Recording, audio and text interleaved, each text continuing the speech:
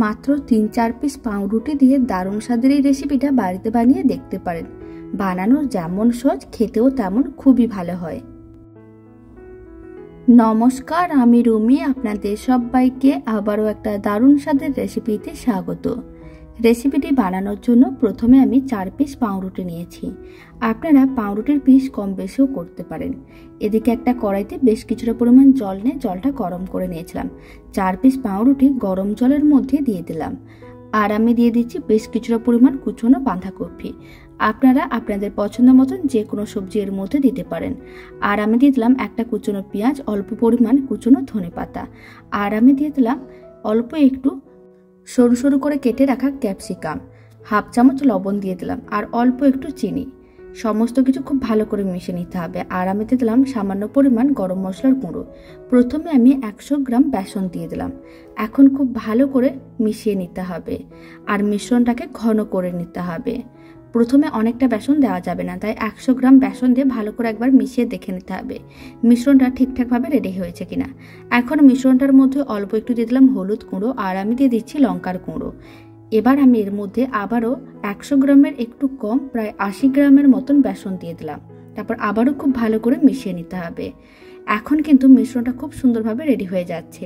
নাড়াচাড়া করে মিশ্রণটাকে এরকম একটু ঘন করে নিতে হবে। এখন ফ্লেমটা অফ করে দিতে হবে। প্রায় 5 থেকে 6 মিনিট রান্না করে নিয়েছিলাম। মিশ্রণটা বেশ ঘন হয়ে গেছে।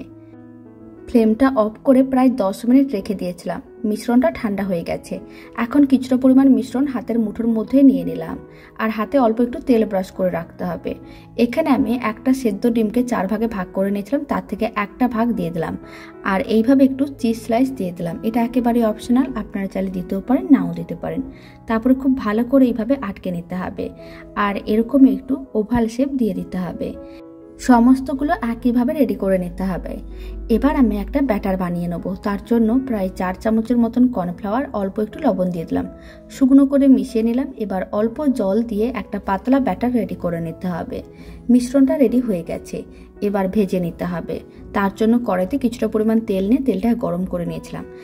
মিশ্রণটার মধ্যে এইভাবে একটু ডুবিয়ে নিতে হবে, তারপর গরম তেলের মধ্যে দিয়ে দিতে হবে।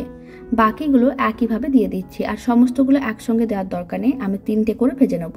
তার জন্য প্রথমে 3টে দিলাম আর গরম তেলটা এইভাবে ছিটিয়ে রাখতে হবে। ফ্লেমটা মিডিয়াম টু হাইতেই রেখেছি। উল্টে পাল্টে লাল লাল করে ভেজে নিতে হবে। বেশ মুচমুচে হয় আর খেতেও বেশ ভালো হয়।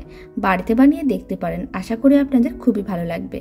প্রায় 5 মিনিট মিডিয়াম টু হাই ফ্লেমে এইভাবে ভেজে নিয়েছিলাম। বেশ লাল লাল হয়ে গেছে। এবার তুলে একটা প্লেটের মধ্যে সার্ভ করে নিচ্ছি।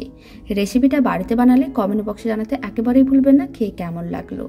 আর ভালো লেগে থাকলে আপনারা যদি ফেসবুক থেকে রেসিপিটা দেখছেন, পেজটিকে ফলো করে নেওয়ার অনুরোধ রইল। ইউটিউব থেকে দেখলে চ্যানেলটি সাবস্ক্রাইব করে নেওয়ার অনুরোধ রইল। পাশে থাকা বেল আইকনটি প্রেস করে নেবেন নতুন রেসিপির আপডেট সবার আগে পাওয়ার জন্য। তো চলুন, ভিডিওটা আমি এখানে শেষ করছি। আপনারা সবাই ভালো থাকবেন, সুস্থ থাকবেন। আপনাদের সঙ্গে আবার নতুন রেসিপি নিয়ে দেখা হচ্ছে।